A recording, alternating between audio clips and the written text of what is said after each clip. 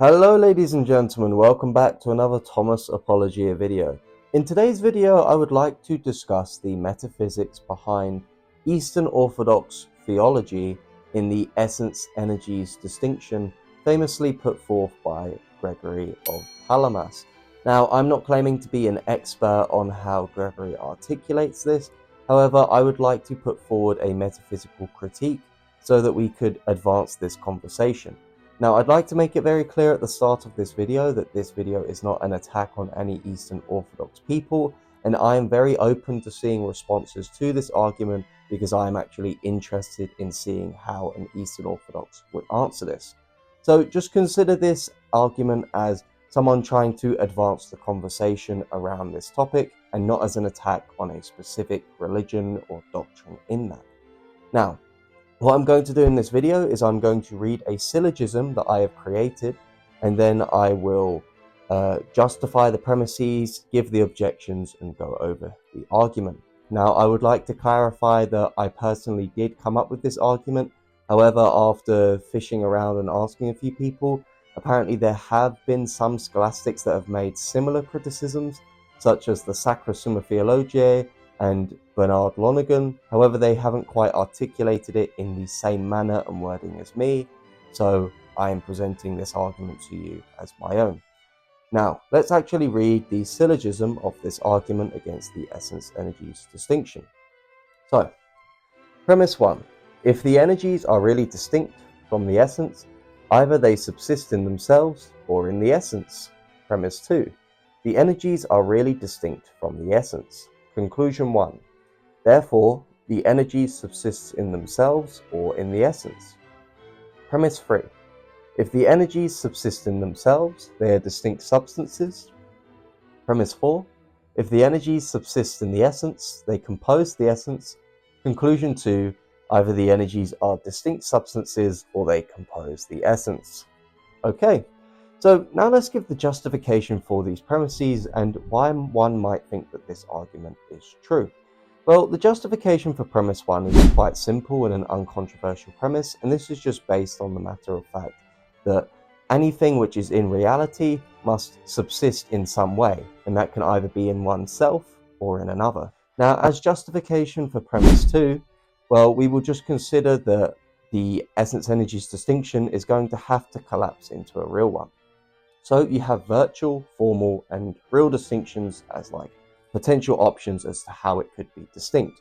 So a virtual distinction is just going to be a distinction in the intellect, where that thing, in the richness of its being, has the ability to communicate itself as distinct to that mind, although in reality those things are identical. Now, the Eastern Orthodox isn't going to say that EED functions in this manner, because otherwise it would just function the same way that a Thomist would describe the essence and the energies or the attributes of God, etc. And if they want to take this, then fine, that's the conclusion of the argument that we are trying to reach anyway, and we will happily agree with that. Now, if they are to say that it is a formal distinction, then they would have to argue that a formal distinction in some way doesn't collapse into a real one. Most Eastern Orthodox who take this route usually will try to argue that a formal distinction functions in some type of way that a scholastic formal distinction functions. There's a few problems with this. Number one is that Scotus' formal distinction is primarily motivated by his univocity of being, and I see most EOs affirm the analogia entis, which is the analogy of being. However, if one wants to accept Scotus's presuppositions as to why he gets to this certain place, or if even one wants to deny that and just say the distinction is true anyway, what's the problem with this? Well, Father Garrigou-Lagrange in his writings on the Trinity actually gives a good argument against thinking that a formal distinction can function as a midway point between a virtual one and a real one. So, what is Father Garrigou-Lagrange's argument? His argument is essentially to say that if the distinction takes place prior to the apprehension of the intellect, then that would mean that the only thing that can ground the distinction is a lack of identity in the extramental realities which are beyond the intellect. However, that would clearly mean that it falls into the category of a real distinction, as that is just the very meaning of a real distinction. However, if it takes place after the intellection, then that would mean that it is a virtual distinction, as the grounding for the distinction is purely mental.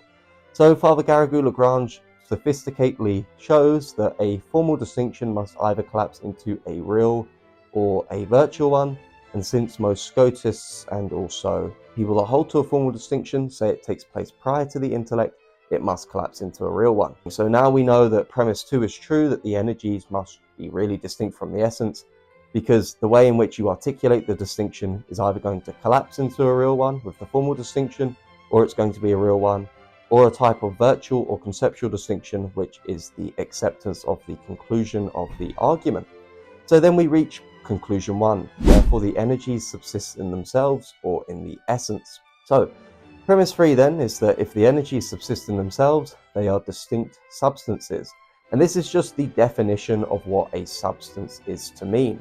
And to help us go through this, I actually have a book from Henry Grenier here on Thomistic philosophy and metaphysics. I've bookmarked it here with a wire because I'm running out of bookmarks actually. But here he actually speaks of the definition of substance. So he says here, substance is defined by scholastics as a thing, i.e. a quiddity, to which it appertains to exist in itself and not in another, as in a subject of inherence. Now, this is essentially to say that if a thing subsists in itself, then it is a substance. Think of, for example, humanity isn't subsisting in something else as a part of the whole relationship, but it subsists in itself. However, Thomas Apology as hand subsists in the humanity of Thomas Apologia. Thus, my hand is not a substance and it composes me. However, my humanity is a substance. So we can then conclude that if the energies do not subsist in the divine essence, in order to exist, they must subsist in something else, i.e. either themselves or some other substance. Now, that would create distinct substances, which we're going to get into in a minute. And then premise 4 would be that if the energies subsist in the essence, they must compose the essence. Now, why is this the case? Some might say, well, the Trinitarian persons are subsistences, why wouldn't they also compose the essence or something like that? However, the disanalogy here is that the Trinitarian persons are really identical to the divine essence, yet really distinct from one another as their co-relatives. This, however, is not the case with the essence-energies distinction, because the energies would be really distinct from the essence in this example. And if they're really distinct from it, they would have to be less than the entirety of it. So if they're really distinct from the divine essence and less than the whole of it, then they would have to compose it as a part-to-whole relationship, which would mean that if the energies subsist in the divine essence and not in themselves, then they would have to compose it because they are in the divine essence subsisting in it, yet they are not the entirety of that essence. They are not identical to it, but they compose it as a part-to-whole relationship.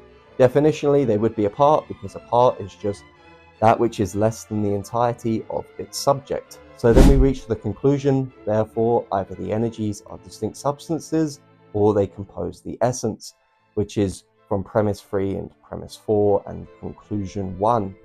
So the problems here is going to be that no one wants to say that the divine essence is composite, because then we would be denying divine simplicity, and any argument for divine simplicity would seem to go against the Eastern Orthodox conception of the essence-energies distinction. However, if one wants to say that they are distinct substances, the problem here would be the charge of polytheism, because the Eastern Orthodox Church does admit that the energies are divine. However, if they're distinct substances, then we would have multiple divine substances. So then we would have to articulate some way of getting around some type of polytheistic theology here. Now, I'm not calling Eastern Orthodox professors of polytheism or anything like that. I don't want people to take this as some sort of insult, but I just want them to take this as a serious criticism and try to engage in this. Okay, now, ladies and gentlemen, I would like to get into some potential objections from maybe some Eastern Orthodox theologians that may respond to this. So let's get into some. Some may say, well, we don't speak in Thomistic terms, and that's absolutely fine. However, when we articulate something, when we articulate that X is a certain something, we must actually explain what we mean by that. Otherwise, we fall into a appeal to mystery fallacy, right? So if we say that the energies are distinct from the essence, we must articulate what we mean by the term distinct. If distinction is merely a conceptual meaning, then we are agreeing with the Thomists, but if it is a real one, then the criticisms of this argument do follow. So then we would expect someone to actually articulate what they mean by the energies and the essence being distinct. And you don't have to use Thomistic terms. You don't have to say real distinction, formal distinction, virtual distinction, conceptual distinction, minor real, major real, etc., etc. You don't have to use those terms. However, what you do have to do is come up with terms that you can define, which are actually metaphysically coherent, which is the challenge of the argument.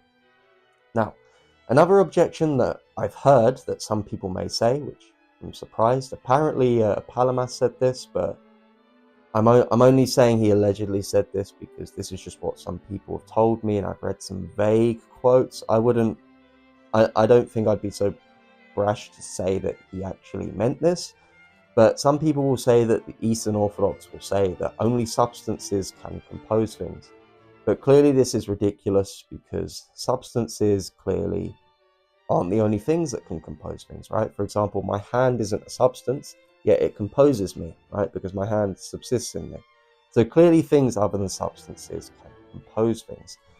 The pages of this book compose the book, yet they don't subsist in themselves. They would subsist in the book, I guess. So clearly substances aren't the only things that can compose things. And then lastly, which is actually something I find in a lot of Islamic circles, which people say, is that only separable things can compose things. They will say that a necessary definition of a part is that it is separable. However, I think that this is false. For example, we can give examples of things which are parts, which are inseparable from their wholes. For example, consider the contingent things that exist as parts in the universe. If we understand the universe to be all contingent things, it would be impossible to be able to separate them from what they compose as a whole, which is the universe. Furthermore, when we have categories in mereology, you can either fall into broad categories of parts or broad categories of wholes, right? However, if you don't fall into the category of the whole of a thing, you are going to necessarily fall into this other category, which is the parts of that thing. And if you're not the entirety of that subject, or that essence, or whatsoever have you, then you're going to definitionally be a part of it, which would mean that this would still be a problem and they would still be parts. So, ladies and gentlemen, that is my criticism of Eastern Orthodox theology in the essence-energies distinction. I would like to see some people interact with this, maybe give me some responses, and I would love to see the responses and see how they match up against this argument. With that being said, it's Thomas Apologia. God bless you all.